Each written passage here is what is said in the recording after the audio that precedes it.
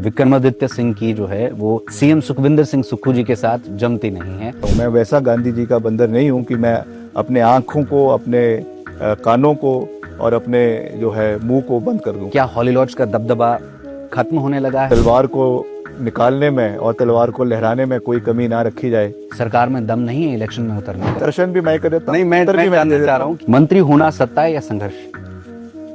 संघर्ष। कि क्या मंत्रियों और सरकार में तालमेल की कमी है? पहले आप हाँ करने लगे थे। कोई भी अधिकारी अपने को जो है वो शासक बनने की गलती ना करे। मेरा किसी के साथ मैंने कोई जमीन नहीं बांटनी है, मेरा किसी के साथ कोई घर नहीं बांटना है। अनिरुद्ध सिंह जी का एक बयान सामने आया, अपनी गलतियों का ठिकरा अधिकारियों पर नहीं फोड़ना चाहिए। देखिए, मगर मैं वैसा मान सम्मान अधिकारियों का नहीं कर सकता जैसे घायल एनएचएआई के अधिकारियों ने का हुआ था। हिमाचल के लिए अगर मुझे किसी से बुरा भी बनना पड़े तो मैं बनूंगा। नितिन गडकरी की आप खूब भूरी भूरी प्रशंसाएं करते हैं, क्या फेवरेट है वो आपके? कुछ नहीं करते, मिठाई खिलाते हैं और जो भी हम मांगते हैं वो दे देते हैं। यूपी बिहार स्पेसिफिक आपने कहा कि ये अफसरान जो है 3 साल का सरकार का कार्य पूरा हो रहा है, उस मंच के ऊपर अगर डिप्टी चीफ मिनिस्टर कोई बयान दे रहे हैं तो उस बयान की गंभीरता है। कि विक्रमादित्य जी ऐसे पंगे क्यों लेते रहते हैं कि उसके लिए कोई भी कीमत मुझे चुकानी पड़े, मैं चुकाने के लिए तैयार हूं। देखिए, मैं तो ट्रांसफरों में पढ़ता ही नहीं हूँ। प्रतिभा सिंह जी की अगर हम बात करें तो क्या वो किसी स्तर पर नाराज है या कुछ और बात है? बहुत बड़ा इंसिडेंट हरिपुरधार में हुआ है जी। पीडब्ल्यूडी विभाग को खूब इसमें कोसा जा रहा है। मैं ये नहीं कहूंगा कि पूरे तरीके से पल्ला झाड़ने वाली बात तो मैं करूंगा नहीं। जिस दिन आदमी ये बोलना शुरू कर दे कि मेरे को सब कुछ पता है, मैं ही मैं हूँ, उस दिन मनुष्य का अंत है। आपसे ठेकेदार खासे नाराज है, एक तो पेमेंट्स को लेकर। एक बार आपने मंजू ठुकाई की जो है वो बात कर दी थी। ये गुणगान करते हैं कि आप दिल्ली से ये पैसा लेकर आए हैं, तो हमने डीपीआर हमने बनाई है, तो ताली दोनों हाथों से बजती है, एक हाथ से नहीं बज सकती है। वीरभद्र सिंह जी की प्रतिमा को लेकर के आपको बड़ी लंबी लड़ाई एक तरीके से जो है वो लड़नी पड़ी। सबसे अच्छी बात वीरभद्र सिंह जी की ये थी, मैं समझता हूँ कि राजनीति में रहते वो पढ़ते थे। लोग अपने बच्चों को स्वर्गीय वीरभद्र सिंह जी के पास लाते थे कि वो हाथ रख दे उन पे। थोड़ा भीमा काली टेम्पल की मैं बात करना चाहूंगा कि वहां पर एक विशेष तरह की पूजा होती थी और सिर्फ राजा वीरभद्र सिंह उसको करते थे। उस प्रथा को मैंने कायम रखा है। क्या बात। रामपुर में जो आपका बहुत ही सुंदर पैलेस है, महल है, उसमें कोई अंदर नहीं जा सकता, ऐसा? अगर आप कुछ काल्पनिक या कुछ बनावटी बयान देंगे तो जनता को पता होता है, और जो बयान दिल से आ रहा है वो भी जनता को पता होता है। अच्छे लोग हर पार्टी में हैं, उनकी क्वालिटीज को अगर हम इम्बाइब करेंगे, उनसे सीखेंगे। मनरेगा का जो स्कीम का नाम ही तो बदला है, भाजपा कह रही है कि क्या हो गया, नाम ही तो बदला है, जी राम जी नाम तो रखा है। सोशल मीडिया की राजनीति तक ही जो है वो सीमित है, जमीनी स्तर पर उतर चुकी है। आपके हिसाब से कितनी गारंटियां पूरी हो चुकी है? भाजपा का ये कहना है कि ऑल्टो में पैक कर देंगे। मंडी की याद आती है आपको कभी? नहीं, मंडी तो हिमाचल का दिल है। जिस दिन से मैं विधायक बना हूँ, मैंने शिमला ग्रामीण, यहाँ से मैं पहली बारी विधायक बना, मैंने वहाँ के हर व्यक्ति को एक समान नजर से देखा है। मेरे पास जो भी व्यक्ति आता है, मैं कभी नहीं पूछता कि ये भाजपा का है या कांग्रेस का है। नमस्कार, लाइव टाइम्स टीवी में आप सभी का स्वागत है। मैं हूं Manoj Thakur. Live times TV podcast की एक विशेष सीरीज लेकर आया है। इस सीरीज में हम उन लोगों से बातचीत करते हैं जो हिमाचल प्रदेश में अपना एक अलग प्रभाव रखते हैं, जिनका अलग वर्चस्व है। और आज हमारे साथ एक ऐसी शख्सियत मौजूद है जो हिमाचल प्रदेश में खूब लोकप्रिय है। ना सिर्फ हिमाचल, भारतवर्ष में भी खूब लोकप्रियता इन्होंने कमाई है, क्योंकि इनका जो आमना सामना हुआ है वो कुछ ऐसी पर्सनैलिटीज से हुआ है। और आपको बता देना चाहेंगे, वो कोई और नहीं, हिमाचल प्रदेश के यंग डायनामिक लीडर और जो बेबाकी से अपनी बात हमेशा रखते हैं। हम बात कर रहे हैं हिमाचल प्रदेश के PWD and urban development minister Vikramaditya Singh की। आपका लाइव टाइम स्ट्रीम में बहुत बहुत स्वागत। बहुत बहुत धन्यवाद मनोज जी। जी, बहुत लंबे समय के बाद आज हम बैठे हैं और बातचीत करेंगे। ये पॉडकास्ट हम कोशिश करेंगे थोड़ा इसको इंटरव्यू की तरह ना रखकर थोड़ा बिल्कुल बातचीत के तौर पर रखेंगे और खुलकर। मुझे भी बहुत खुशी है कि ये जो लाइव टाइम्स है, it is one of the leading houses in media houses in Himachal Pradesh ji. और विचारों का आदान प्रदान हमेशा होना चाहिए, और किस तरीके से आप प्रदेश की सकारात्मक दृष्टि के लिए आप अपनी बात मीडिया के चैनल्स के माध्यम से रखते हैं जी। उसमें हमारा भी कंट्रीब्यूशन होना चाहिए और एक डायरेक्ट इंटरेक्शन होना चाहिए। तो इसलिए आज मैं आपके बीच में यहाँ पे उपस्थित हुआ जी। बहुत सारे प्रश्न हैं, लेकिन सबसे पहले वैसे तो आपको सभी लोग जानते हैं, हिमाचल प्रदेश का बच्चा बच्चा जानता है, लेकिन कुछ ऐसी चीजें हैं जो शायद बहुत कम लोगों को पता होगी और शायद हमें भी मालूम ना हो।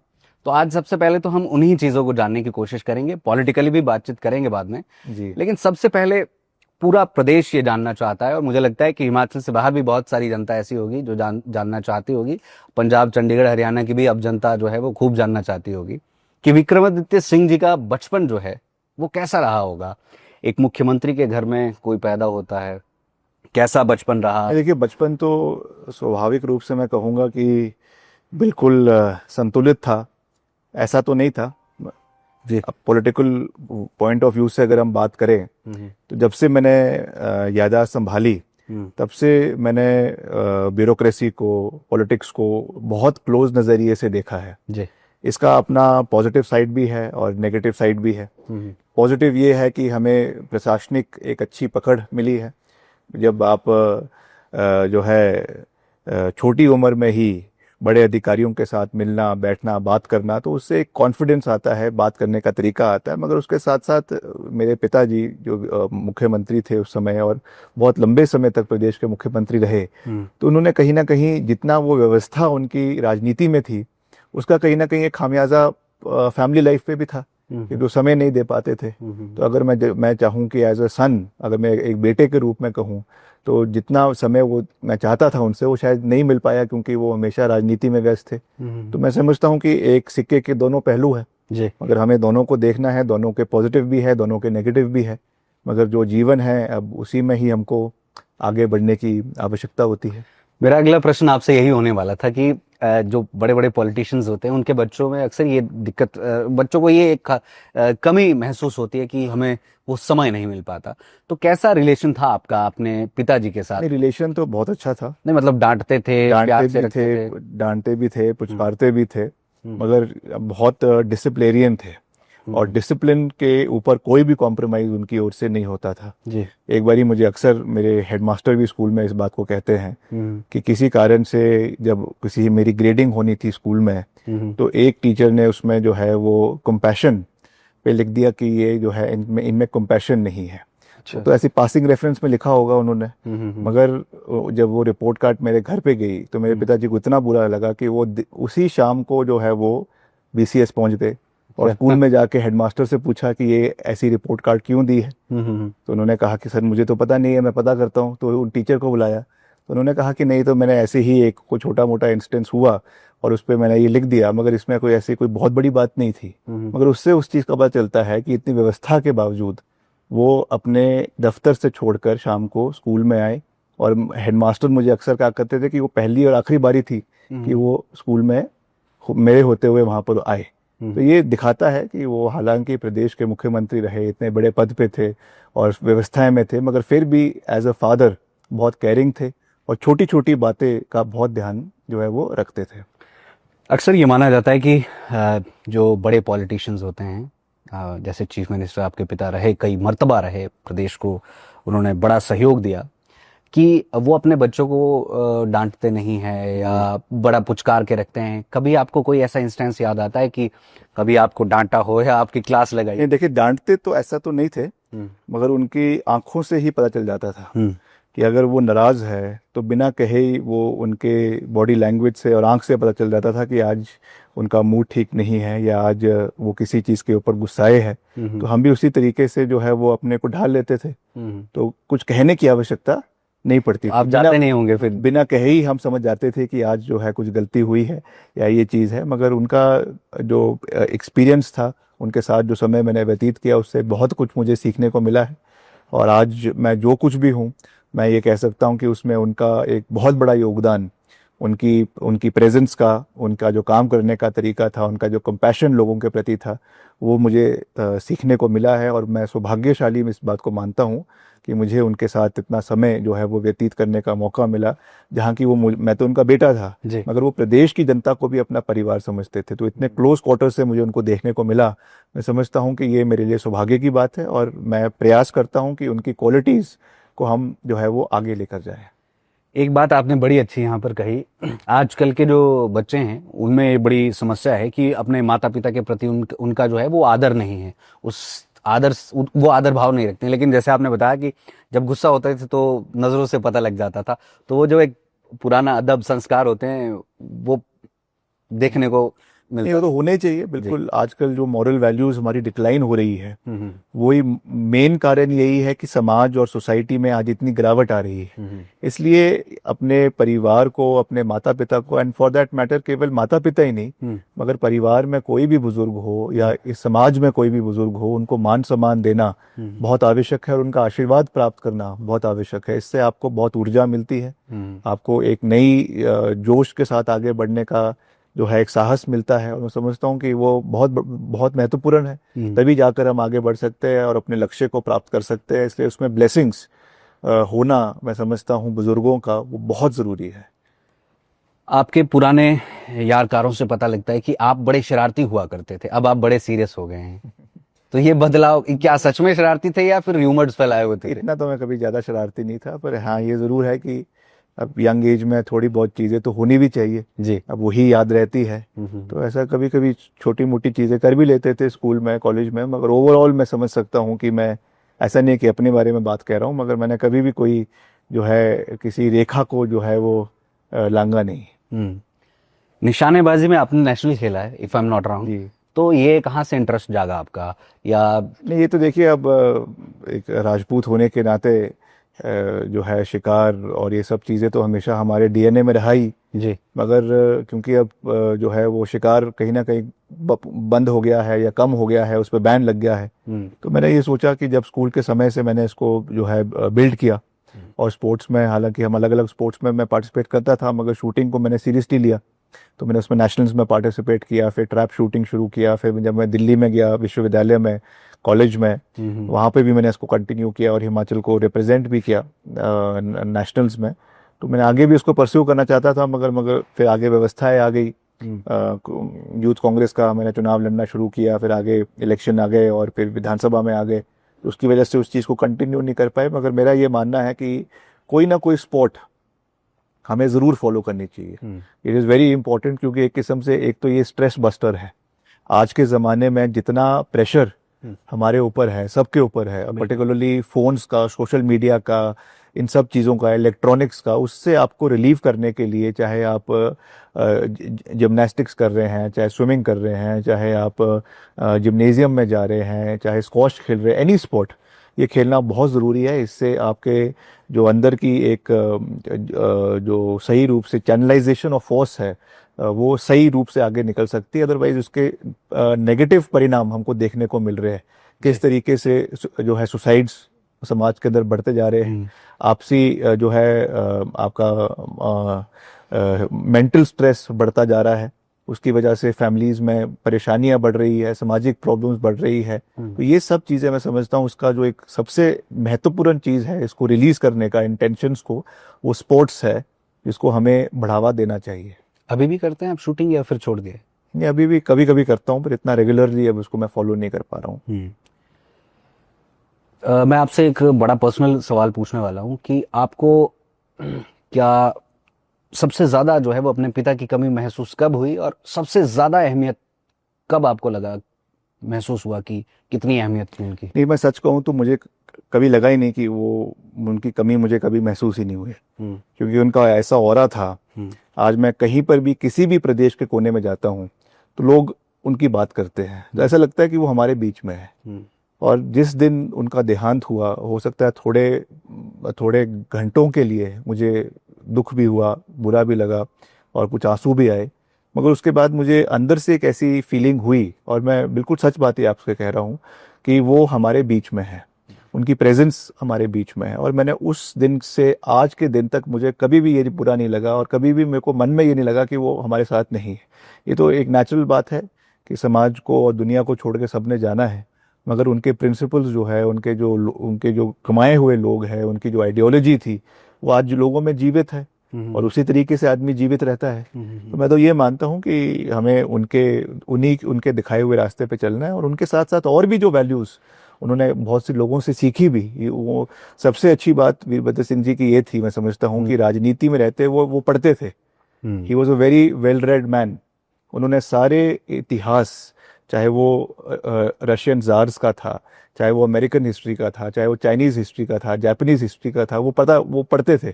तो वो मैं समझता हूँ कि जो एक नॉलेज है, नॉलेज का एक पिटारा है, वो होना बहुत आवश्यक होता है। उससे आपकी जो डेप्थ है, आपकी जो अंडरस्टैंडिंग है चीज़ों की, वो बढ़ जाती है।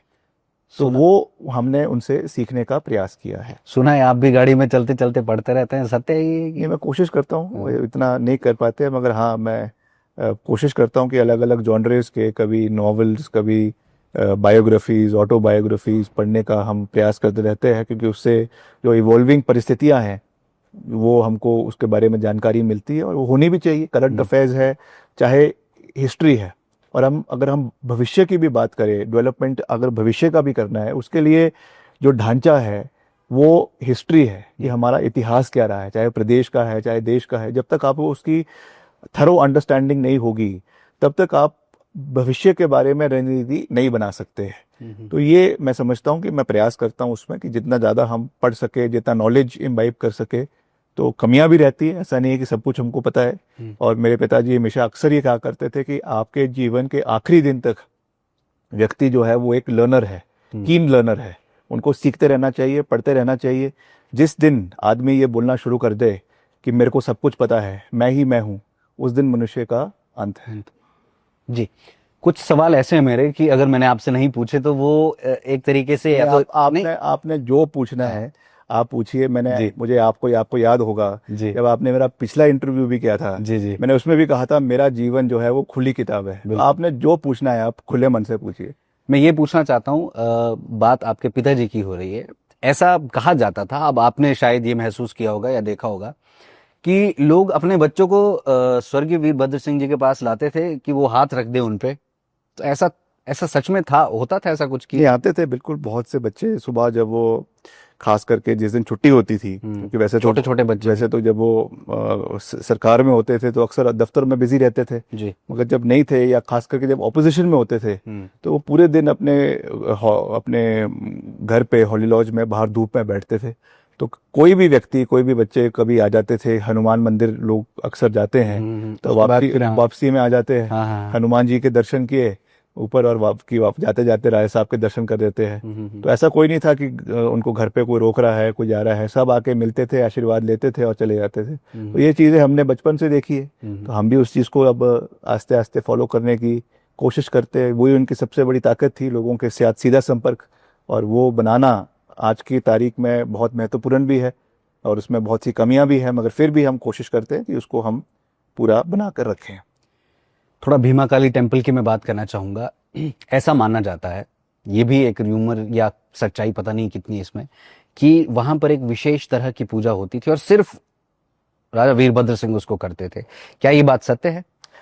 नहीं, ऐसा था कि वो उन्होंने ये प्रण लिया था कि हर अष्टमी में, और जो दुर्गा अष्टमी है उसमें हर अष्टमी में वो जो है भीमा काली मंदिर में माथा टेकने जाते थे जी। और उन्होंने ये कहा था अपने अधिकारियों को कि मैं प्रदेश के या देश के किसी भी कोने में हूँ, आपने मुझे शाम के 8 बजे सराहन में पहुंचाना ही पहुंचाना है। और वो पहुंचते थे।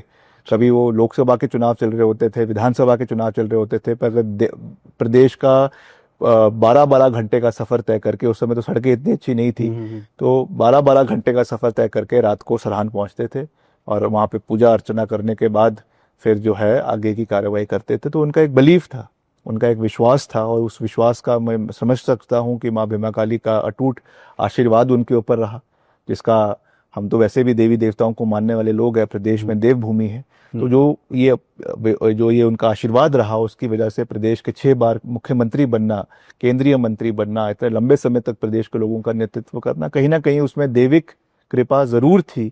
इससे जो है वो इस चीज को से इनकार नहीं किया जा सकता। आप भी जाते होंगे पूजा करने कभी कभी? निश्चित तौर से मैं भी हर अष्टमी में जाता हूँ, और उसके साथ साथ जब भी मुझे मौका लगे, महीने में 1-2 बारी, 2-3 महीने में एक बारी जरूर मैं जाने का प्रयास करता हूँ। आप अष्टमी में जाते हैं यार? हाँ, हर अष्टमी में। क्या बात है, उस प्रथा को मैंने कायम रखा है। क्या बात है, बहुत बहुत बढ़िया चीज़ है, और होना भी चाहिए। दूसरा एक ये भी है कि रामपुर में जो आपका बहुत ही सुंदर पैलेस है, महल है, उसमें कोई अंदर नहीं जा सकता है, ऐसा बोलते हैं वहां पे लोग कि बहुत कम लोगों ने देखा है अंदर से। नहीं, उसमें कुछ ऐसा है? अंदर ऐसा कुछ नहीं है। जो उसके जो निचले जो उसमें जो नीचे हॉल कमरा है या ड्राइंग रूम्स है, वहाँ पे एनीबडी कैन गो। अब हम सबको तो बिकॉज ऑफ सिक्योरिटी रीजन सबको तो नहीं मान सकते, मगर जो उसके प्राइवेट क्वार्टर्स है निश्चित तौर से वो हमारे रेजिडेंशियल एरियाज है, तो वहाँ पे सबको जाना अनुमति नहीं है। मगर बाहर लॉन में या पैलेस के कंपाउंड में कोई भी जाकर देख सकता है। वो तो एक हमारा बेशक रेजिडेंस है, मगर वो बुशहर रियासत का इतिहास भी है जी। और हमारे पूर्वजों ने उसको बनाया है जब रियासतें हुआ करती थी। आज बेशक रियासतें नहीं है, मगर जो एक हमारा बॉन्डिंग प्रदेश के लोगों के साथ है, उस क्षेत्र के लोगों के साथ है, वो तो चलती रहनी चाहिए। जो रीत बनी हुई है वो रीत सदा चलती रहनी चाहिए। बिल्कुल। आप एक युवा विक्रमादित्य सिंह में और जो आज आप विक्रमादित्य सिंह है उसमें क्या बड़ा डिफरेंस देखते हैं? क्या लगता है आपको कि युवा विक्रमादित्य सिंह ऐसे हुआ करते थे और मुझ में अब ये थोड़ा बदलाव? सबसे बड़ा बदलाव तो ये है कि अगर आप मुझे आज से 5 साल पहले 5 प्रश्न पूछते तो मैं 5 के आपको उत्तर फटाफट दे देता जी। आज मैं हर उत्तर को जो है सोच समझकर आपको दूंगा जी। तो स्थिरता आई है, मैच्योरिटी मैं समझता हूँ कहीं ना कहीं आई है और समय के साथ आई है जी। कई जगहों पे धक्के भी लगे हैं, कई जगहों पे देखने को भी मिला है, कई जगहों पे एक्सपीरियंस, ग्राउंड एक्सपीरियंस से चीज़ें मिली है, कई जगहों पे एडमिनिस्ट्रेटिव एक्सपीरियंस से चीज़ें मिली है। जब आप अगर मुझे 5 साल पहले कुछ पूछते तो उस समय मेरे पास इतना एडमिनिस्ट्रेटिव एक्सपीरियंस नहीं था, मैं किसी और तरीके से जवाब देता। आज जब आप मुझे कुछ पूछ रहे हैं तो 3 साल मुझे मंत्री रहते हुए हो गए, तो मुझे ये भी पता है कि कहना कुछ और बड़ा आसान होता है, मगर आज उसको पूरा करना के लिए 100 तरीके की चीजों को सोचकर फिर उसको पूरा किया जाता है। सबकी नजरें सबकी नजरें भी है और अंडरस्टैंडिंग भी है और उसमें जो शॉर्टकमिंग्स है वो भी हमको देखनी है। तो कहीं ना कहीं मैं ये कह सकता हूँ कि समय के साथ साथ परिपक्वता आस्ते आस्ते आती है और वो अच्छी बात है, तो वो हमें भी आनी शुरू हो गई है। क्या बात है, बहुत बढ़िया। आप पहली बार मंत्री बने हैं जी, और पहली बार आपको ये मौका मिला है। 3 साल का आपका कार्यकाल भी लगभग हो चुका है, तो इस कार्यकाल को आप किस तरीके से देखते हैं? कितना आसान, कितना मुश्किल? मैंने तो जब मैं पहली बार कैबिनेट मीटिंग में गया जी, सब अपने अपनी बातें कर रहे थे, मुख्यमंत्री जी बात कर रहे थे और मंत्री बात कर रहे थे, तो मैंने तो कहा कि मैं 34 साल की उम्र में पार्टी की हाईकमांड की आशीर्वाद की वजह से, मुख्यमंत्री जी के सहयोग की वजह से मंत्री बना हूँ, तो ये तो मेरा इंटर्नशिप पीरियड है, मैंने तो सीखना है और मैं यहाँ पे सीखने आया हूँ। तो मैंने डे 1 से यही सोच रखी है कि मैंने सीखना है, मुझे प्रयास करना है, सबका आशीर्वाद लेना है और जितना इस कुर्सी पे बैठकर प्रदेश की जनता का भला कर सके उतना भला करना है। उसमें कमियां भी रहेगी, उसमें शॉर्टफॉल्स भी रहेंगे, उसमें हो सकता है कि हम अपने सारे लक्ष्यों को पूरा ना कर सके, मगर एक डेडिकेटेड प्रयास होना चाहिए, सकारात्मक प्रयास होना चाहिए for the people of Himachal Pradesh. मैंने पहले दिन से ये प्रण लिया कि मैं जो भी कार्य करूंगा वो हिमाचल प्रदेश के 75 लाख लोगों को मन में रखते हुए, ध्यान में रखते हुए करूंगा। हो सकता है उसमें सब में सफल ना हूं, मगर प्रयास हमेशा सबको आगे ले जाने का रहेगा। हाल ही में आपको एक अवार्ड मिला है, world book of records London की तरफ से ये दिया गया, सर्टिफिकेट ऑफ एक्सीलेंस। क्या है ये, थोड़ा बताएं इस बारे में, किस फील्ड, क्योंकि हमें तो मालूम है लेकिन जनता को बताएं किस फील्ड में। मैं धन्यवादी हूं कि जो ये एक संस्था है जी, उन्होंने जिस तरीके से हमने खास करके आपदा के समय में लोगों के साथ एक संपर्क बनाया, जिस तरीके से दलगत राजनीति से ऊपर उठकर मैं हमेशा प्रयास करता हूं कार्य करने का, और सब चीजें उन्होंने देखी तो शायद उसमें उन्होंने कुछ चाहा, सोचा होगा और ये सम्मान दिया, तो उसके लिए मैं धन्यवाद करता हूँ। मगर मैंने हमेशा ये कहा ठीक है वो सम्मान है, उसका मैं धन्यवाद है, मगर सबसे बड़ा सम्मान मेरे लिए प्रदेश की जनता का प्यार है, उनका आशीर्वाद है। तो मैंने वहां पर भी ये कहा कि मैं अपने सम्मान को अपने विधानसभा क्षेत्र के लोगों को समर्पित करता हूं और जो भी भविष्य में भी कोई सम्मान है या कोई प्यार है वो मैं हमेशा उसको, जो तराजू है that will always be the people of Himachal Pradesh, उसी में उसको तोला जाएगा। उनके प्यार और आशीर्वाद ही मेरा जो सम्मान है और जो तराजू है वो वही रहेगा, पहले भी था, आगे भी रहेगा। क्या किसी नेता को पहले मिला है इस तरह का? मुझे उसके बारे में जानकारी नहीं है। ओके। कई बार आप जब स्टेटमेंट देते हैं या बयान आप देते हैं, बहुत बार कंट्रोवर्शियल भी हो जाते हैं, बहुत सारी चीजें हो जाती है। कुछ लोगों का कहना है कि उसमें जो है वो स्वर्गीय वीरभद्र सिंह जी की झलक आती है, कई बार ऐसा लगता है कि वही बात कर रहे हैं। तो क्या ये वास्तविक है या फिर आप फॉलो करने की कोशिश? देखिए, मैं जो भी कहता हूँ वो मैं हमेशा सच्चे दिल से कहता हूँ। वास्तविक है, हो मतलब नेचुरल है। हाँ बिल्कुल नेचुरल है, 100% नेचुरल है, और जो भी और वो दिखता है। अगर आप कुछ काल्पनिक या कुछ बनावटी बयान देंगे तो जनता को पता होता है, और जो बयान दिल से आ रहा है वो भी जनता को पता होता है। हम किसी को फॉर ग्रांटेड नहीं ले सकते हैं। हिमाचल प्रदेश की जनता पढ़ी लिखी है, वो ये इस चीज को जानती भी है, समझती भी है कि क्या बयान दिल से है, क्या बयान दिमाग से है। तो मैं हमेशा दिल की सुनता हूँ, जो हिमाचल प्रदेश के इंटरेस्ट में है, हिमाचल प्रदेश के लोगों के हितों में है, मैंने उसमें हमेशा सही का समर्थन और गलत का विरोध किया है। वही मेरी फिलॉसफी जब मैं विपक्ष में था उस समय भी थी, और आज भी हम उसी बात के ऊपर कायम हैं, उसी बात के ऊपर टिके हैं, और हम हमेशा हिमाचल प्रदेश के इंटरेस्ट को आगे ले जाने का प्रयास करते हैं। उस पर कभी कभी बात कहनी भी पड़ती है, आवाज़ उठानी भी पड़ती है, कठोर शब्द भी कहने पड़ते हैं, मगर मैंने कभी भी व्यक्तिगत रूप से किसी पे आहत या प्रहार करने की कोशिश नहीं करी।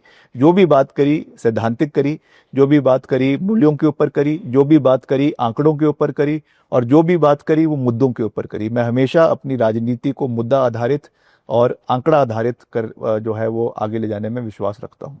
जी सर, हॉली लॉज की अगर हम बात करें तो कभी एक दौर हुआ करता था जब कांग्रेस की पूरी राजनीति वहीं से चलती थी। अब अगर हम प्रदेशाध्यक्ष की बात करें तो प्रदेशाध्यक्ष का पद भी अब हॉली लॉज में नहीं रहा। जिला अध्यक्षों की जो नियुक्तियां हुई है उसमें भी इक्का दुक्का लोग हैं जो हॉली लॉज से संबंध रखते थे, उनको अपॉर्चुनिटी मिली है। तो क्या इसको आप किस तरीके से देखते हैं कि क्या हॉली लॉज का दबदबा खत्म होने लगा है? देखिए, दबदबा कोई केवल पदों से नहीं बनता है जी। मैं इस बात से बिल्कुल, आपकी बात से मैं समझता हूं कि मैं इत्तेफाक नहीं रखता जी। दबदबा शब्द राजनीति में होना नहीं चाहिए। शब्द का सही प्रयोग अगर होना चाहिए वो प्यार, समर्थन और विश्वास होना चाहिए। और मैं इस बात को आज पूरे दमखम के साथ आपके बीच में कह रहा हूं कि जितना विश्वास हॉली लॉज का प्रदेश की जनता में पहले था उतना ही विश्वास आज भी है। आपने दौर की बात करी तो दौर आज है, कल है कुछ और होगा, परसों कुछ और होगा, समय बीतते पता नहीं चलता है। तो मैं हमेशा जो है हर चीज को जो है वो प्यार और समर्थन के तराजू में, जैसे मैंने कहा, उसमें देखता हूं। तो ये चीजें समय के साथ बदलते रहती है, और हमारे लिए कांग्रेस पार्टी को मजबूत करना हमेशा से हमारा जो है वो एजेंडा रहा है। आज भी मुझे वो दिन याद है, हालांकि मैं उस समय, मेरा जन्म नहीं हुआ था, मगर मुझको आज भी हमको वो चीज़ें मेरे जहन में है कि जब कांग्रेस पार्टी को सबसे ज़्यादा आवश्यकता थी, जब 1977 में इमरजेंसी के बाद कांग्रेस पार्टी के सारे कार्यालय बंद किए गए थे, तो 3 साल तक कांग्रेस पार्टी का कार्यालय हॉली लॉज से चला है। तो मैं हमेशा से हॉली लॉज कांग्रेस पार्टी के लिए समर्पित रहा है, और उस दृष्टि पे हम हमेशा आगे चलते रहेंगे, उस सोच के साथ हम हमेशा आगे चलते रहेंगे, और पार्टी को मजबूत करना ही हमारा जो है वो परम दायित्व है, और नए खून को पार्टी में लाना ये हमारा दायित्व है। केंद्र में आपकी खूब जमती है यहाँ की जो सरकार है वो ये रो न रोती है कि अब बजट जो है वो नहीं है, या बजट जो है वो नहीं आ रहा है, केंद्र की सहायता नहीं मिल रही है। आप खूब भर भर के वहां से ला रहे हैं, कभी PMGSY के लिए ला रहे हैं, कभी 2300 करोड़, कभी 2500 करोड़। क्या सेटिंग है? देखिए, ऐसा नहीं है। मैंने पर हमेशा, जैसे मैंने आपको कहा कि डे 1 से मैंने हमेशा एक सकारात्मक सोच रखी है, और मैंने राजनीति में आइडियोलॉजी और उसके साथ साथ जो एडमिनिस्ट्रेटिव रिस्पॉन्सिबिलिटी है, एक आपकी संगठनात्मक जिम्मेवारियां हैं और एक आपकी प्रशासनिक जिम्मेवारियां हैं, उन दोनों चीज़ों को मैंने कभी मिलाया नहीं है, और ना मैं कभी मिलाऊंगा। ये दोनों चीज़ें अलग अलग चलनी चाहिए। जहाँ तक हमारी आइडियोलॉजी की बात है, विचारधारा है, वो कांग्रेस पार्टी की है। कांग्रेस पार्टी के हमारे दिग्गज नेता पंडित नेहरू से लेकर श्रीमती इंदिरा गांधी से लेकर राहुल गांधी जी या डॉक्टर मनमोहन सिंह, सोनिया गांधी, उन्होंने जो कांग्रेस को का संचालन किया है और कांग्रेस की विचारधारा है उसको हम आगे लेके जाएंगे। मगर जहां तक प्रशासनिक जिम्मेवारी की बात है वो हम पार्टी के चश्मे से नहीं देखते हैं, वो हमको प्रदेश के हित में काम करना है। जब मेरे पिताजी अक्सर ये बात कहा करते थे कि अगर मैं प्रदेश का मुख्यमंत्री हूं तो मैं केवल कांग्रेस पार्टी का मुख्यमंत्री नहीं हूं, मैं प्रदेश के उस समय 60 लाख लोगों का मुख्यमंत्री हूं। आज वो आबादी बढ़कर 75 लाख हो गई है। तो हमें जो भी कार्य करना है, जो भी सोच रखनी है, जो भी एक्शन होना है, वो प्रदेश के 75 लाख लोगों को मन में रखते हुए करना है। और मैंने उसी सोच के साथ हमेशा केंद्र के साथ संपर्क बनाने की कोशिश करी। जहां तक मेरे विभागों की बात है, मैंने पूरी मजबूती से, चाहे वो नितिन गडकरी जी है चाहे वो शिवराज सिंह चौहान जी है, चाहे वो मनोहर लाल खट्टर जी है, जो मेरे विभागों से संबंधित मंत्री है। हम लगातार उनसे मिलते हैं, हिमाचल के मसलों को रखते हैं, हिमाचल के मुद्दों को रखते हैं। और हिमाचल को सहयोग केंद्र से मिलना चाहिए। और मैं इसको सहयोग नहीं कहूँगा, ये सहयोग नहीं है, ये हिमाचल का अधिकार है, हिमाचल का हक है। जो यहाँ से टैक्स पेयर का पैसा केंद्र को जा रहा है, उसको वापस हिमाचल में लेकर आना, चाहे वो सेंट्रल स्पॉन्सर स्कीम्स है, चाहे वो ग्रांट्स है, वो हमारा दायित्व है, हमारी जिम्मेवारी है। जब तक हम इस पद के ऊपर है, जहां तक प्रशासनिक जिम्मेवारी की बात है, हम हमेशा एक सेतु का कार्य केंद्र और प्रदेश के बीच में करते रहेंगे। यही सीख मुझे वीरभद्र सिंह जी ने दी है और इस रास्ते पर हम हिमाचल को आगे ले जाने का भरसक प्रयास हमेशा ताउम्र करते रहेंगे। नितिन गडकरी की आप खूब भूरी भूरी प्रशंसाएं करते हैं, क्या फेवरेट है वो आपके? फेवरेट की बात नहीं है, देखिए, मगर हिमाचल के लिए उन्होंने हमेशा सहयोग दिया जी। जब भी मैंने उनके पास गया, मैं कभी खाली हाथ वापस नहीं आया। ये आज पूरे प्रदेश को ये बात पता है। तो मैं हमेशा सही का समर्थन और गलत का विरोध करने में विश्वास रखता हूँ। जहां तक आइडियोलॉजी की बात है, जहां तक भाजपा की विचारधारा की बात है, हमने खुले मंच से, चाहे विधानसभा के अंदर है चाहे बाहर है, हमने उसका अपोज किया है और रिकॉर्ड के ऊपर किया है और भविष्य में भी करेंगे। मगर जैसे मैंने आपको कहा कि हम आइडियोलॉजी को और प्रशासनिक जिम्मेवारियों को मिलाना नहीं चाहते। ये दोनों अलग चीजें हैं, अलग ही रहे। मैं समझता हूं कि ये बेहतर मेरे लिए भी है और प्रदेश के लिए भी है। क्या कहते हैं केंद्र के नेता जब आप जाते हैं हिमाचल के बारे में? कुछ नहीं करते, मिठाई खिलाते हैं और जो भी हम मांगते हैं वो दे देते हैं, तो हम तो खुश हैं। क्या बात है, बहुत बढ़िया। उम्मीद करते हैं कि बाकी जो मंत्री जाते हैं वो भी भर भर के वो भी करते हैं, सब करते हैं। मैं तो अपनी बात कर रहा हूँ जी, बाकी सब लोग करते हैं, सब अपने अपने प्रयास करते हैं, सब अच्छी तरीके से करते हैं, मगर मैं केवल अपनी बात कह सकता हूँ। जी सर, आपका जो अभी हालिया एक बयान सामने आया है जिससे खूब कंट्रोवर्सी हुई है और आपके कुछ मंत्रियों ने वहां से स्टेप बैक किया है। मैं आईपीएस और आईएएस अधिकारियों की बात कर रहा हूं, ज्यादा घुमाऊंगा नहीं। आपने कहा कि शासक बनने की कोशिश ना करे। यूपी बिहार स्पेसिफिक आपने कहा कि ये अफसरान जो है वो ठीक नहीं कर रहे हैं हिमाचल के साथ, और उप मुख्यमंत्री के बयान को कोट कर। देखिए, ऐसा है, मैं जो भी बात कहता हूँ बिल्कुल साफ शब्दों में कहता हूँ और आज फिर से बिल्कुल साफ शब्दों में कह रहा हूँ। मेरे लिए सबसे इंपॉर्टेंट हिमाचल प्रदेश के लोगों के हित है, उसको साधना मेरी सबसे बड़ी जिम्मेवारी है।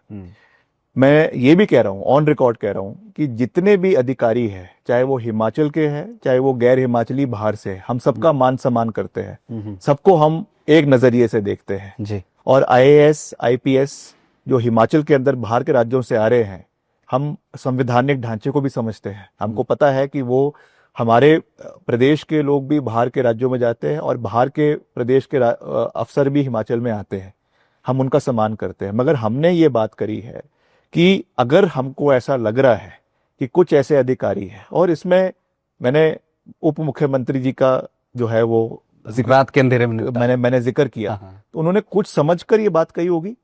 जब 3 साल का सरकार का कार्यालय 3 साल का सरकार का कार्य पूरा हो रहा है, उस मंच के ऊपर अगर डिप्टी चीफ मिनिस्टर कोई बयान दे रहे हैं तो उस बयान की गंभीरता है। और मैंने ये बात करी है कि हम सबका सम्मान करते हैं, मगर हमको ये ध्यान रखना है कि हिमाचल के हित अगर कोई अनदेखी कर रहा है तो उसको उठाना मेरी जिम्मेवारी है। अगर हम उसको नहीं उठाएंगे तो हम अपने पद के साथ, अपनी जिम्मेवारी के साथ और जो विश्वास जनता ने हमको दिया है, हम उसके साथ धोखा कर रहे हैं। तो क्या ये अफसर कुछ घुमाव फिराव करते हैं, चीजें घुमाते हैं? देखिए, कुछ चीजें होती है। अब मैंने किसी का नाम नहीं लिया है और ना ही मैं सार्वजनिक तरीके से नाम लेने में विश्वास रखता हूं, मगर जहां पर भी ये मुद्दा उठाना है मैं इसको निश्चित तौर से उठाऊंगा, क्योंकि ये चीज मेरा किसी के साथ कोई व्यक्तिगत बैर नहीं है। मेरा किसी के साथ मैंने कोई जमीन नहीं बांटनी है, मैंने किसी के साथ कोई घर नहीं बांटना है। मैं अगर कोई भी बात कर रहा हूं तो वो हिमाचल प्रदेश के लोगों के हक की बात कर रहा हूं। इसमें 2 बड़ी चीजें मैं कह सकता हूं, आप चाय भी लीजिए जी। उसमें 2 ऐसी चीजें सामने आई हैं सर। एक तो आप ही के मंत्री जगत सिंह नेगी जी ने कल ये कहा कि ये कोई बात नहीं हुई, मतलब वो इस बात से इत्तेफाक नहीं रखते हैं। और साथ ही में आज अनिरुद्ध सिंह जी का एक बयान सामने आया, बड़ा ही सुनने में अटपटा सा लगा कि अपने ही मंत्री को लेकर ऐसा बयान है। उन्होंने कहा, मैं आप कोट करना चाहूंगा एक बार, उन्होंने कहा कि ऐसा नहीं है कि अफसर काम नहीं करते हैं, काम करवाना आना चाहिए और अपनी गलतियों का ठिकरा अधिकारियों पर नहीं फोड़ना चाहिए। देखिए, मैं दोनों जो हमारे सहयोगी मंत्री है दोनों का बहुत मान सम्मान करता हूँ। दोनों मेरे से उम्र में भी बड़े हैं जी मेरे से रुतबे में भी बड़े हैं जी। और मेरे से ज़्यादा एक्सपीरियंस भी है और मैं उनका मान सम्मान करता हूँ और मैं अधिकारियों का भी मान सम्मान करता हूँ। मगर मैं वैसा मान सम्मान अधिकारियों का नहीं कर सकता जैसे घायल एनएचएआई के अधिकारियों ने का हुआ था। वैसा मान सम्मान मेरे से नहीं होता है। तो मैं जो कहता हूँ वो साफ शब्दों में कहता हूँ और मैं ये कह सकता हूँ कि हिमाचल के लिए अगर मुझे किसी से बुरा भी बनना पड़े तो मैं बनूंगा। मगर जहाँ तक ये बात है, जैसे मैंने आपको कहा कि डिप्टी चीफ मिनिस्टर ने ये बात कही, हमने तो केवल उसको सेकंड किया है और आने वाले समय में भी जहाँ पे मुझे लगेगा हम इस चीज को निश्चित तौर से करते रहेंगे। आपके जो बिल्कुल जिसको कहते हैं ना, बिल्कुल जोर वाले प्रशंसक जिसको कहते हैं, समर्थक तगड़े वाले, वो कहते हैं कि विक्रमादित्य जी ऐसे पंगे क्यों लेते रहते हैं कि अधिकारियों को बख्शा नहीं जाएगा, ऐसा कर दिया जाएगा, इस तरह के पंगे लेने ही क्यों हैं? ये पंगे लेने की बात नहीं है। देखिए, इसमें कोई पंगे लेने की बात नहीं है और मैंने आपको बिल्कुल साफ कह रहा हूँ कि मेरा किसी के साथ कोई व्यक्तिगत बैर नहीं है। अगर पंगे लेने का मेरा मिजाज होता तो मैं केंद्र के साथ इतना संवाद नहीं करता। मगर मैंने हमेशा सकारात्मकता की राजनीति को अपनाया, मैंने हमेशा जो है जोड़ने की राजनीति को अपनाया, मैंने हमेशा प्रदेश के हितों को आगे रखने को अपनाया।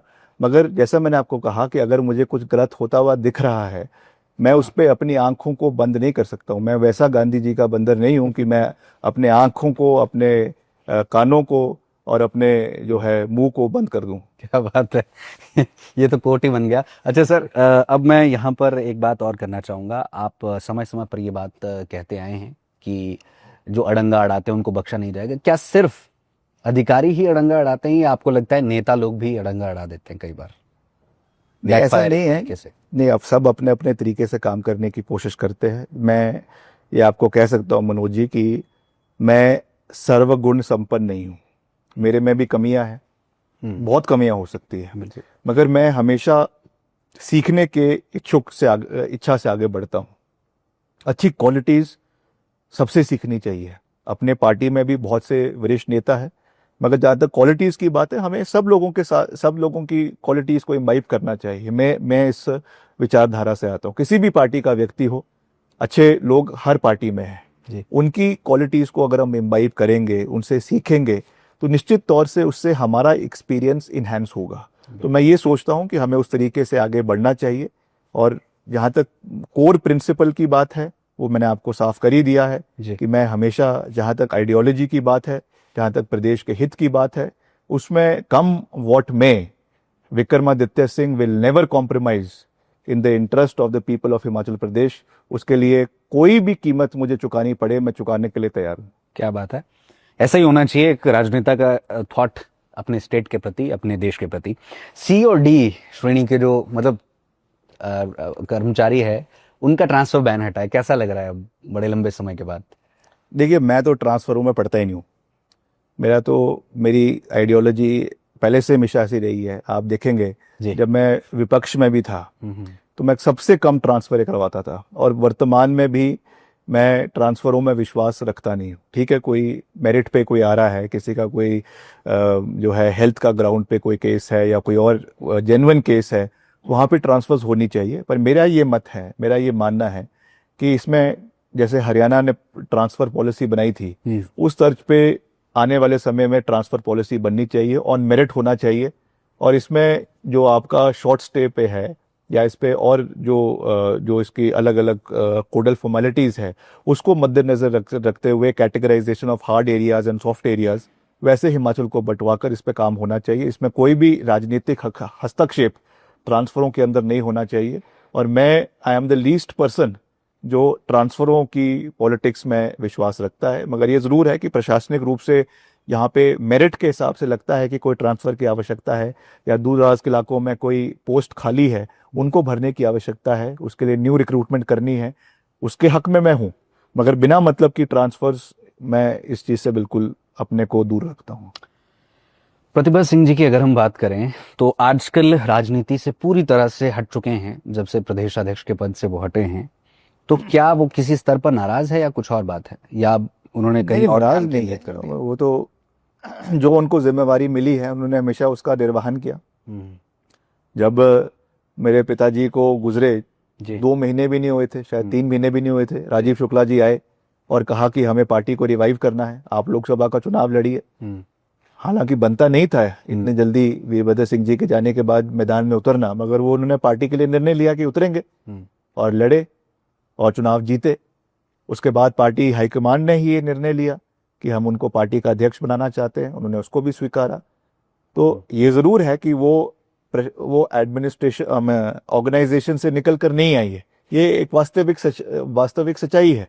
She is not organisational women, मगर जो भी उनको रिस्पॉन्सिबिलिटीज दी गई, बेशक मैं ऑन रिकॉर्ड इस बात को कह रहा हूँ, हो सकता है उनको ऑर्गेनाइजेशनली हर चीज की समझ ना हो सकता है कि उनका बोलने का तरीका उतना ठीक ना हो जितना औरों का होता है, मगर उनको जो भी challenges in spite of the drawbacks जो मिले, उनको उन्होंने हेड ऑन फेस किया और अपनी समझ से उस पर लड़ाई लड़ी और पार्टी को जीत के कगार पे लेकर आए। हमने विधानसभा का चुनाव जीते। अब पार्टी को उन्होंने कहा है, अभी पीछे सोनिया गांधी जी से मिले थे, कि आगे भी आप अगर जो भी जिम्मेवारी उनको देना चाहते हैं पार्टी के लिए, हमारा परिवार हमेशा समर्पित रहा है। जो भी वो जिम्मेवारी देना चाहते हैं, that is the prerogative of the Congress high command. उसमें मांगने का तो कुछ सवाल पैदा होता ही नहीं है। जो भी जिम्मेवारी पार्टी देगी उसको वो निभाएंगी। सर, अभी एक बहुत बड़ा इंसिडेंट हरिपुरधार में हुआ है जी। पीडब्ल्यूडी विभाग को खूब इसमें कोसा जा रहा है। आप क्या मानते हैं कि क्या ये वहां के जनप्रतिनिधियों की कमी है, प्रशासन की कमी है, या फिर पीडब्ल्यूडी डिपार्टमेंट की कमी है, जो रोड्स के हालात? देखिए, मैं इसमें ये नहीं कहूंगा कि पूरे तरीके से पल्ला झाड़ने वाली बात तो मैं करूंगा नहीं। मैं अभी व्यक्तिगत रूप से वहां पे खुद नहीं जा पाया, क्योंकि जब ये एक्सीडेंट हुआ मैं दिल्ली में था जी। उसके बाद मेरी कुछ व्यवस्थाएं रही, मैं वहां पे अभी नहीं जा पाया हूं, पर मैं खुद वहां पे जाऊंगा। मगर मैं इसकी रिपोर्ट भी तलब करी है और निश्चित तौर से प्रदेश में बहुत से इलाकों में जो पीछे बरसात भी हुई, ये सब नुकसान हुआ आपदा में, उसमें बहुत से सड़कों का जो है स्थिति ठीक नहीं है। अब उनको रेगुलरली इम्प्रूव करने की कोशिश कर रहे हैं, मगर इस पर्टिकुलर केस में फॉल्ट ड्राइवर की थी या खराब सड़कों की थी, उसकी हम जानकारी प्राप्त करेंगे और उस पर रेक्टिफिकेशन आने वाले समय में की जाएगी। मैंने पिछले कल भी इसमें एक प्रेस कॉन्फ्रेंस करी है और हम एक नया कदम, हमने मजबूत कदम उठाया है कि हम जो है ये सीमेंट बेस्ड मॉड्यूल हमने इंट्रोड्यूस किया है प्रदेश के अंदर, जिसमें बिटुमिनस मॉड्यूल, जिसमें हम सीमेंट को जो है ट्रीटमेंट करके उसको हम जगह जगह पे, खास करके उन इलाकों पे जहाँ पे लगातार सड़कें खराब हो रही है, बैठ रही है, वहाँ पे उसको इंट्रोड्यूस किया जाएगा, जिसमें 10 साल की वारंटी है और 24 घंटे के अंदर अंदर लगाने के बाद वो सूख कर तैयार हो जाएगा। अभी हमने इसका टेस्ट ट्रायल जो है वो शोगी में, आपके शोगी मैली रोड के ऊपर किया है और आने वाले समय में मैंने डिपार्टमेंट को कहा है कि पूरे प्रदेश में ये स्टडी करे जहाँ पे सड़कों के नीचे पानी की जो मात्रा है बहुत ज़्यादा है, या जो नाले हैं कोई हाई मॉइस्चर वाले एरियाज है, हाई सैचुरेशन वाले एरियाज है, वहाँ पे इसको इम्प्लीमेंट किया जाए, ताकि बार बार की जो ये टारिंग के बाद उखड़ने की जो प्रॉब्लम्स आ रही है उसका लंबे समय तक जो है वो उससे निजात मिल सके। 10 साल तो बहुत बड़ी चीज़ है, अगर हो जाए तो बहुत बढ़िया है।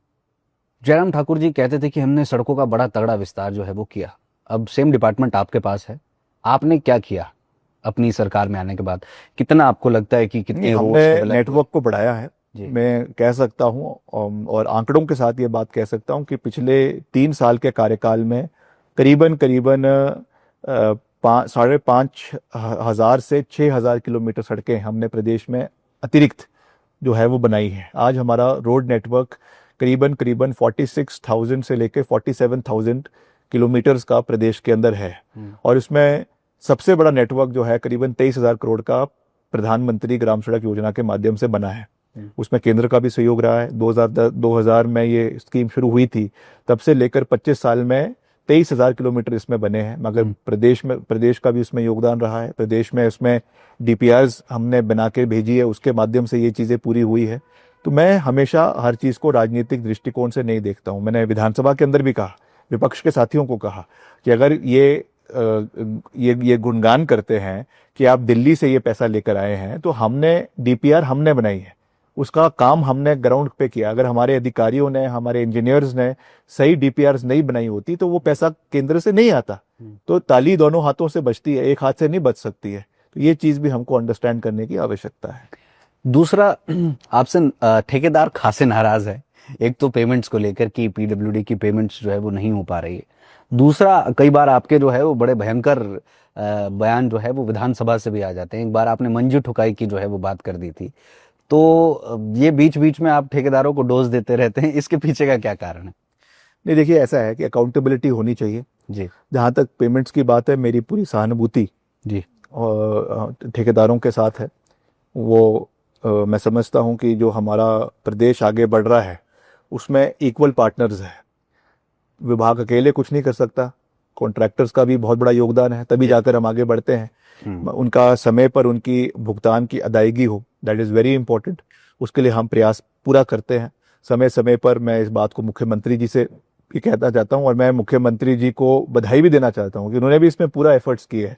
समय समय पर फाइनेंस से बात करके बिल्स को क्लियर करने का प्रयास किया जाता है। मगर ये एक कड़वा सच है कि प्रदेश आज एक गंभीर वित्तीय परिस्थिति से गुजर रहा है, इसमें कोई दो राय नहीं है। और ये आज की करनी नहीं है, एक लंबे समय की वजह से ये चीज़ें देखने को मिल रही है। तो उससे हम बाहर निकलने का प्रयास भी कर रहे हैं। मगर समय समय पर थोड़ा थोड़ा पेमेंट्स कॉन्ट्रैक्टर्स की करने का प्रयास किया भी जा रहा है। मगर उसमें कभी ट्रेजरी में प्रॉब्लम हो जाती है, कभी कहीं दिक्कत हो जाती है, तो उसको हम एक सिस्टमैटिक तरीके से उससे निपटने का प्रयास किया जा रहा है। सर, कांग्रेस मनरेगा का जो स्कीम का नाम ही तो बदला है। भाजपा कह रही है कि क्या हो गया, नाम ही तो बदला है, जी राम जी नाम तो रखा है, विकसित भारत जी राम जी। देखिए, पहली बात तो जहां तक नाम की बात है, महात्मा गांधी वे एक ऐसे व्यक्ति है जो केवल पूरे भारतवर्ष में नहीं मगर पूरे विश्व में आज उनको माना जाता है।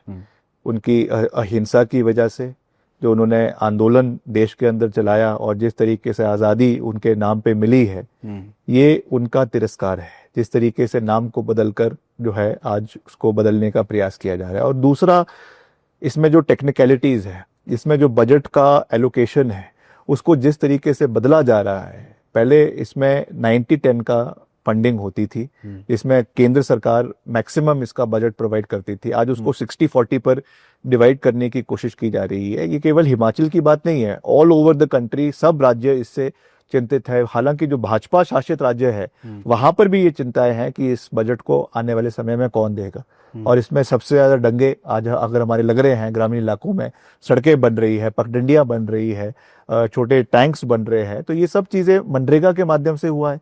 उसमें 100 दिन का गारंटीड रोजगार है। हालांकि उन्होंने कहा है कि हम उसको बढ़ाएंगे, वो अच्छी बात है। मगर जो इसका जो मेन इसका जो मॉड्यूल है, अगर आप उसको ही चेंज कर देंगे तो उसका अर्थ बदल जाएगा। तो इन चीजों के ऊपर हमने विरोध जो है वो रखा है। तो भाजपा क्यों फिर समर्थन कर रही है? तो वो तो भाजपा वाले जाने क्यों कर रहे हैं।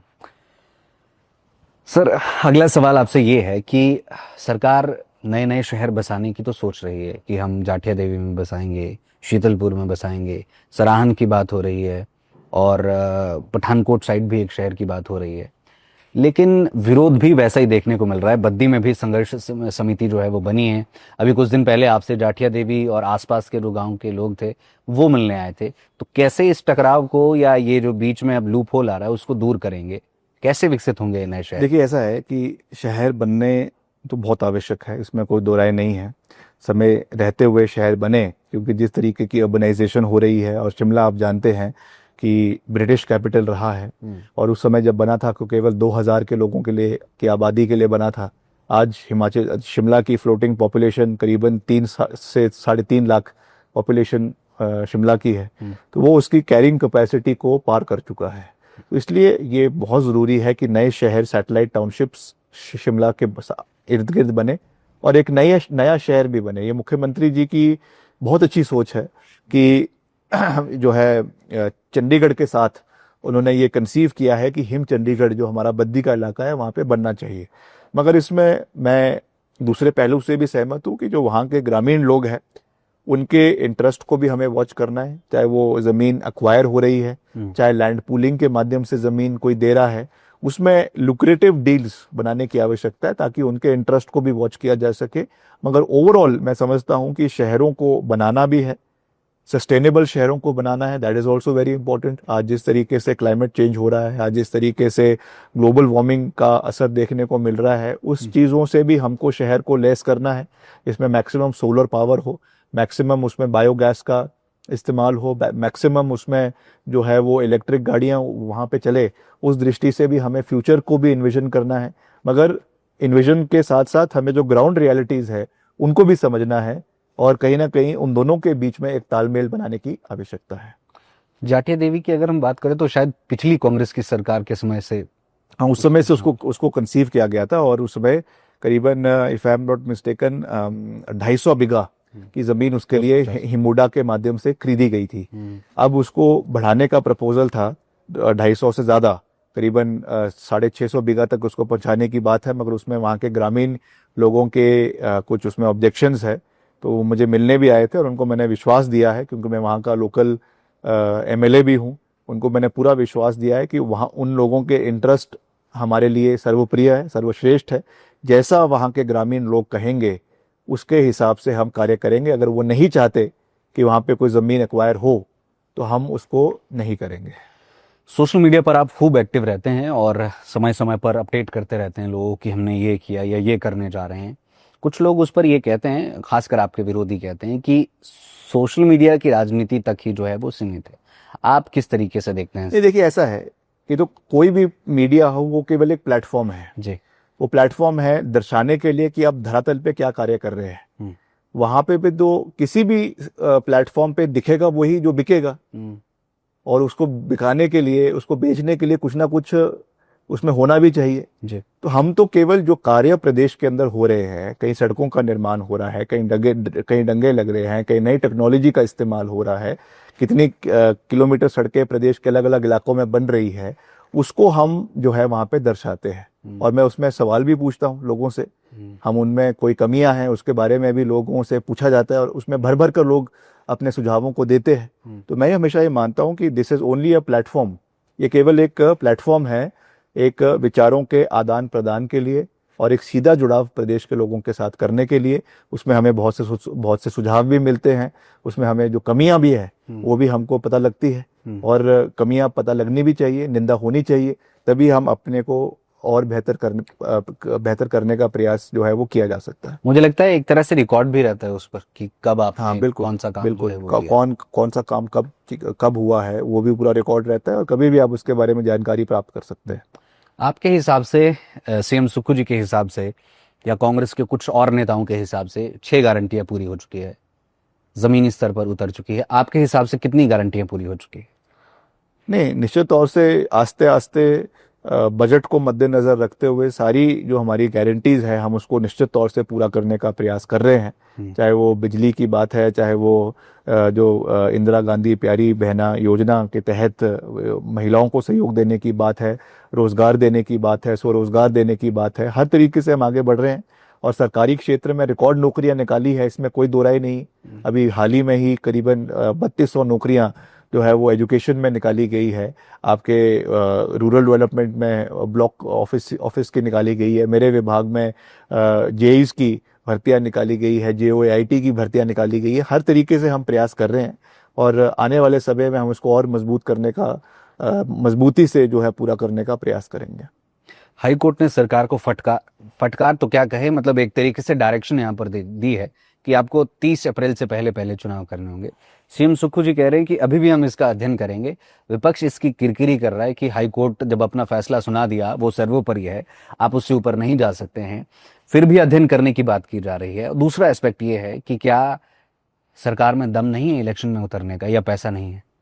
नहीं, दम तो पूरा है, और वैसे भी जो पंचायती राज के चुनाव होते हैं वो पार्टी सिंबल पे नहीं होते हैं। तो मुझे लगता है कि सरकार की पूरी मंशा है कि समय पे चुनाव होने चाहिए, होने भी चाहिए, इसमें कोई दो राय नहीं। ये पहली बारी तो नहीं हो रहे, हर बार चुनाव पहले भी हुए हैं, चाहे हम विपक्ष में थे उस समय भी हुए, उसके पहली सरकार में भी हुए हैं, तो अभी भी होने चाहिए, उसमें कोई दो राय नहीं है। मगर उसमें जो बातें या एडमिनिस्ट्रेटिव पॉइंट ऑफ व्यू से अगर मुख्यमंत्री जी ने कोई बात करी है तो उसको पूरा किया जाएगा, और आने वाले समय में जो अगली कैबिनेट है उसमें इसके ऊपर चर्चा होगी कि कब ये होने चाहिए, कैसे होने चाहिए, किस प्रारूप में होने चाहिए, तो उस पर पूरी चर्चा होगी। और मुझे विश्वास है कि जो समय तिथि है जो दी गई है उस पर निर्धारित रूप से चुनाव होने चाहिए और होंगे। विपक्ष का आरोप है कि इस करंट सरकार में कानून व्यवस्था बिल्कुल चरमराई हुई है।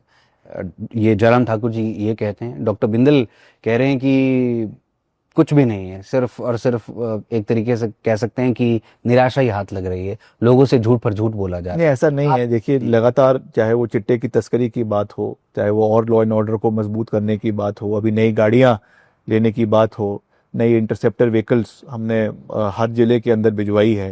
हालांकि मेरे डिपार्टमेंट के माध्यम से उनकी प्रिक्रूटमेंट हुई है पीडब्ल्यू के माध्यम से, और उनको अब पुलिस डिपार्टमेंट को दिया गया है।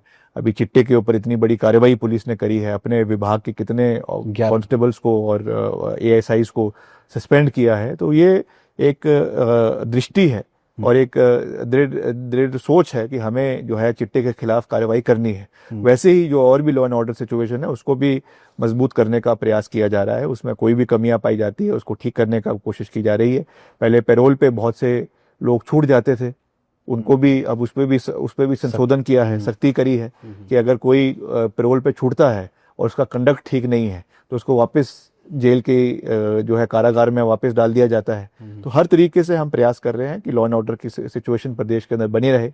पर यह ज़रूर है कि जो हमारे साथ लगते राज्य है, चाहे पंजाब है, हरियाणा है, वहाँ पे जो ये फिरौतियों की जो एक बिजनेस है वो लगातार बढ़ता जा रहा है, इसमें कोई दो राय नहीं है। और उसका इफेक्ट हमें हमारे इंडस्ट्रियल एरियाज में भी देखने को मिल रहा है, चाहे वो बद्दी है, चाहे वो ऊना है, चाहे वो टालीवाल है। वहाँ पे जितने भी औद्योगिक खाने हैं, कारखाने हैं, उनके जो मालिक हैं, उनको लगातार फिरौतियों के कॉल आ रही है। मगर उसमें प्रदेश सरकार पूरा प्रयास कर रही है, पुलिस पूरा प्रयास कर रही है और inter state network Punjab police के साथ, हरियाणा पुलिस के साथ बनाने का कोशिश किया जा रहा है ताकि इस नेटवर्क को जो है वो दबाया जा सके। सर, जनता का दबी आवाज में ये कहना है कि विक्रमादित्य सिंह की जो है वो सीएम सुखविंदर सिंह सुक्खू जी के साथ जमती नहीं है और जयराम ठाकुर के साथ जो है वो बढ़िया जमती है। इन बातों को आप किस तरीके से देखिए, क्या ये सत्य था? देखिए, मेरी तो सबके साथ जमती है और मैं तो ये कहूँगा कि मैंने जैसा अपनी शुरुआत में कहा कि मेरी तो भी राजनीतिक इंटर्नशिप चल रही है जी, है ना, और लंबा है। तो ये तो मैं अभी इनसे सीख रहा हूँ, चाहे मुख्यमंत्री जी है, चाहे विपक्ष के नेता है, इनसे हम सीख रहे हैं। तो ये तो ना मेरी दोनों मेरी उम्र के डबल है। एक शायद 60 के है, एक 75 के है, मुझे नहीं पता उम्र क्या है, 62 साल। But they are elder to me. तो मैं उनको एक बड़े भाई के रूप में दोनों को देखता हूँ। दोनों से सीखने की कोशिश करते हैं और आने वाले समय के लिए हिमाचल को किस दिशा में लेकर जाना है, मेरा तो सिंगल पॉइंट एजेंडा उसी ओर चलता है। बाकी इनसे सीखेंगे, इनका आशीर्वाद लेंगे और लंबी समय के लिए आगे कैसे कार्य करना है प्रदेश के लिए, उसके ऊपर हमारा मेन फोकस वहां पर है। दूसरा, भाजपा का ये कहना है कि ऑल्टो में पैक कर देंगे। अब मैं आपसे सवाल ये पूछना चाहता हूं कि क्या अगर आज चुनाव हो जाए तो आपको लगता है कि कांग्रेस सत्ता में वापस लौट जाएगी या फिर वो जो ऑल्टो वाली बात है वो? देखिए, अभी तो 2 साल का कार्यकाल और शेष है, उम्मीद है अभी। और उम्मीद पूरी है और उम्मीद नहीं है, हमें पूरा विश्वास है कि प्रदर्शन अच्छा रहेगा, बहुत अच्छा रहेगा। 2 साल में वित्तीय परिस्थिति भी बेहतर होगी प्रदेश में और हम और मजबूती से आगे बढ़ने का पूरा प्रयास करेंगे और प्रयास ही नहीं, उसको हम पूरा करेंगे और बेस्ट परफॉर्मेंस दी जाएगी। और चुनाव के परिणाम तो जनता के हाथ में होते हैं, क्या अल्टीमेटली रहता है, that is for the people of Himachal Pradesh to decide. पर हमारा दायित्व है कि हम पूरी मजबूती से अपने कार्य को करें और पूरे दमखम के साथ मैदान में चुनावी जंग में उतरे, उसमें शीर्ष नेतृत्व के साथ भी लड़े और तलवार को निकालने में और तलवार को लहराने में कोई कमी ना रखी जाए, क्या बात, वो नहीं रहेगी। क्या बात है। और आपकी तस्वीरें तो कई वायरल होती रहती हैं जब आप तलवार लहराते हैं। बिल्कुल। खैर, इसके बाद जो मैं अगला प्रश्न आपसे पूछने जा रहा हूं वो ये है कि वीरभद्र सिंह जी की प्रतिमा को लेकर के आपको बड़ी लंबी लड़ाई एक तरीके से जो है वो लड़नी पड़ी, संघर्ष कड़ा रहा, इस पर आप क्या कहेंगे, कैसा आपको लगता है? नहीं, देखिए, ऐसा है कि मैं तो धन्यवादी हूँ प्रियंका गांधी जी का, राजीव शुक्ला जी का, खड़गे जी का और विशेष रूप से आदरणीय श्रीमती सोनिया गांधी जी का, जी, इनका विशेष प्यार मिला और उन्होंने इस मूर्ति को लगाने में बहुत बड़ा योगदान दिया। प्रदेश के माननीय मुख्यमंत्री जी का भी इसमें एक बड़ा योगदान रहा, उनका भी मैं धन्यवाद करता हूँ। और ये केवल मेरी लड़ाई नहीं थी, ये केवल विक्रमादित्य सिंह की लड़ाई नहीं थी, ये लड़ाई भी मैं इसको नहीं कहूँगा, मगर ये भाव प्रदेश के लोगों के थे। क्योंकि पूरे प्रदेश के लोग उनको आधुनिक हिमाचल के निर्माता के रूप में मानते हैं, देखते हैं और समझते हैं। और उनकी प्रतिमा उनके राजनीतिक कद के हिसाब से डॉक्टर वाई.एस. परमार जी के साथ रिज मैदान पे लगनी चाहिए थी, जो लगी है। उसके लिए मैं कांग्रेस पार्टी के शीर्ष नेतृत्व का दिल की गहराइयों से बहुत बहुत धन्यवाद भी करता हूं। और मैं इसलिए भी धन्यवाद करता हूं कि सोनिया गांधी जी अपनी खराब जो है उनकी तबीयत इतनी अच्छी नहीं थी, नासार थी, मगर उसके बावजूद वो शिमला आई और इस कार्यक्रम में उपस्थिति दर्ज कराई। वो इस चीज़ को दर्शाता है कि क्या लगाव सोनिया गांधी जी का वीरभद्र सिंह जी के प्रति रहा और किस नज़रिए से हाईकमांड उनको देखता था और आने वाले समय में उनकी लेगेसी को देखता है, ये इस चीज़ को दर्शाता है।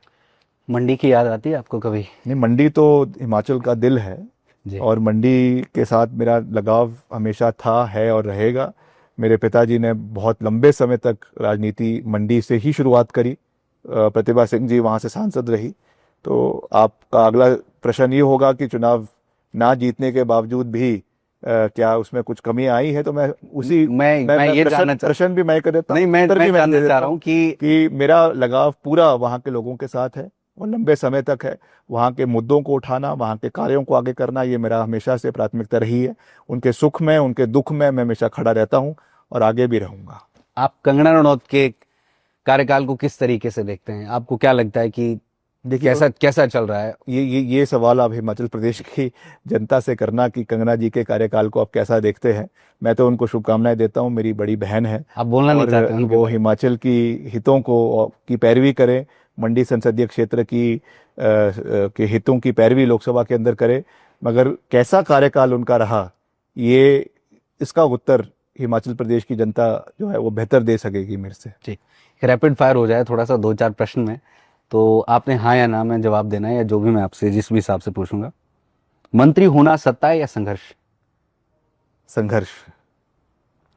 ओके, इसके बाद अगला प्रश्न जो हमारा रैपिड फायर का है वो बड़ा इंटरेस्टिंग है। क्या मंत्रियों में, ये हाँ या ना में आपने इसका जवाब देना है, कि क्या मंत्रियों और सरकार में तालमेल की कमी है? नहीं, कमी तो कोई नहीं है। पहले आप हाँ करने लगे थे। अच्छा, अब एक शब्द में आपको जवाब देना है। आप नेता हैं या सिस्टम से लड़ने वाले मंत्री? मैं हिमाचल प्रदेश की आवाज़ को उठाने वाला एक व्यक्ति हूं, जो वर्तमान में मंत्री हूं, मगर हमेशा हिमाचल की आवाज़ को उठाता रहूंगा। प्रदेश के जो अधिकारी है, जो आम जनमानस है, उनको क्या संदेश देना चाहेंगे आप? मैं प्रदेश के अधिकारियों को ये कहना चाहूँगा कि आपका एक बहुत बड़ा योगदान और कंट्रीब्यूशन हिमाचल प्रदेश को आगे ले जाने में रहा है, हिमाचल को बनाने में रहा है। चाहे वो हमारे पूर्व में जितने चीफ सेक्रेटरीज रहे, डीजीपीज रहे, प्रशासनिक अधिकारी रहे, सबका योगदान रहा है।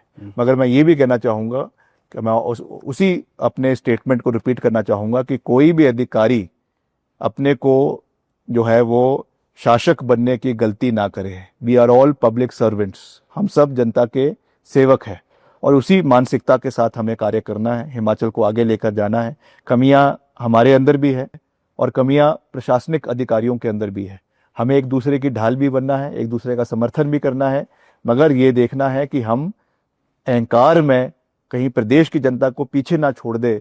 इस चीज़ का हमको एक दूसरे को एहसास दिलवाने की समय समय के ऊपर आवश्यकता है। एक अंतिम प्रश्न मैं आपसे यहाँ पर पूछना चाहूँगा। वीरभद्र सिंह जी की कोई ऐसी सीख जो आपको याद आती हो कि उन्होंने आपको दी थी, या जो बार बार वो कहते थे? कि वो हमेशा मुझे ये कहते थे कि जब भी आप किसी राजनीतिक या चुनी हुई कुर्सी के ऊपर बैठते हैं, आपको हमेशा सबको एक दृष्टि से देखना है। और मैं आपको सच्चे मन से ये बात कह सकता हूँ कि जिस दिन से मैं विधायक बना हूँ, मैंने शिमला ग्रामीण, जहाँ से मैं पहली बारी विधायक बना, मैंने वहाँ के हर व्यक्ति को एक समान नज़र से देखा है, चाहे उसने चुनाव में मेरा समर्थन किया या नहीं किया। और जब से मैं मंत्री बना हूँ, मैंने हिमाचल के 75 लाख लोगों को एक नज़र से देखा है। मेरे पास जो भी व्यक्ति आता है, मैं कभी नहीं पूछता कि ये भाजपा का है या कांग्रेस का है। जो हमसे बन सकता है हम उनकी मदद करते हैं, नहीं हो सकता तो मुंह पे कह देते हैं कि ये काम नहीं हो सकता है। तो इस बेबाक तरीके से, एक साफ दृष्टि से हम आगे बढ़ने का प्रयास करते हैं। प्रदेश की जनता को ये अच्छा लगता है या नहीं लगता है, that decision is with the people of the state, मगर मैं हमेशा इस सोच के साथ हमेशा आगे चलता रहूंगा। क्या बात है। बहुत अच्छा लगा आपसे बातचीत करके। और ये अच्छा लगता है कि जब सामने से नेता बेबाकी से और खुल करके जवाब दे, बहुत ज्यादा चीजों को ना घुमाए। हालांकि नेता लोग थोड़ा चीजों को घुमाते हैं, लेकिन थोड़ा घुमाए तो चलता है, लेकिन बहुत ज्यादा घुमाए तो फिर थोड़ा अजीब लगता है। लेकिन आप सीधे जो है वो बात रखते हैं और हमेशा ही आपसे बात करना अच्छा लगता है। आज भी हमने थैंक बातचीत यू वेरी मच, बहुत बहुत धन्यवाद, और आपको बहुत बहुत शुभकामनाएं। लाइव टाइम्स टीवी को बहुत बहुत शुभकामनाएं जी और आप भी हिमाचल के इस मीडिया हाउस के माध्यम से हिमाचल के मुद्दों को, ज्वलंत मुद्दों को उठाते रहे, जी हमारी कमियों को भी उजागर करते रहे। मुझे अच्छा लगेगा, जितनी कमियों को आप उजागर करेंगे उतना हम सीखेंगे जी और आगे बढ़ेंगे। तो मिलकर, चाहे वो लोकतंत्र में, चाहे डेमोक्रेसी में, चाहे हमारा जर्नलिज्म है, चाहे एग्जीक्यूटिव है, चाहे जुडिशरी है, सबका अपना दायित्व है, अपनी जिम्मेवारी है, सबको उस अपने तालमेल के साथ आगे बढ़ना है। ये चारों पिलर्स ही हमारे लोकतंत्र को मजबूत करता है और उसी दृष्टि से हमको आगे बढ़ने की आवश्यकता है। बहुत बहुत धन्यवाद। थैंक यू वेरी बहुत बहुत धन्यवाद। देखते रहिए live times TV for trueness reporting. आज हमारे साथ हिमाचल प्रदेश के मंत्री और यंग मंत्री, डायनामिक लीडर हम कह सकते हैं, मौजूद थे, जिन्होंने दिल खोल करके बातचीत करी, अपने व्यूज रखे और अपना कीमती समय हमें दिया। देखते रहिए लाइव टाइम्स टीवी। आपका बहुत बहुत धन्यवाद।